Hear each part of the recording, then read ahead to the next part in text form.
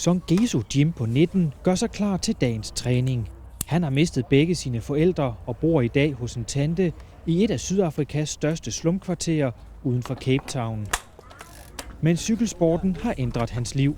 Joining cycling is taking me away from the streets, and I always wake up in the morning, call for training, I come back from training, I have to do my schoolwork and all that, so there is no time for going to the street.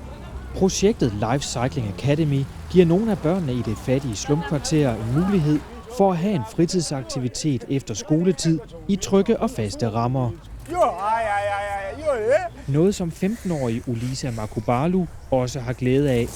Han bor hos sin bedstemor, fordi moren er alkoholiker. Means a lot. I thank God about that.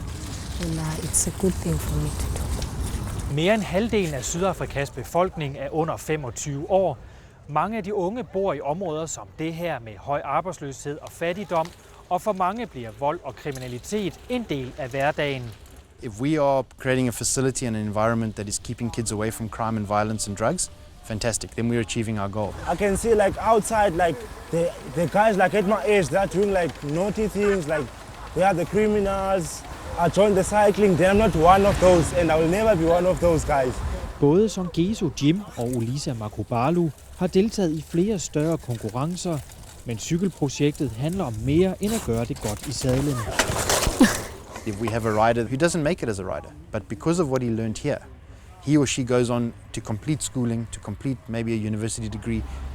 Men her og nu lever drømmen om en professionel cykelkarriere hos de to drenge. My dream to cycling is to get a pro tour contract one day, to ride for a pro tour team.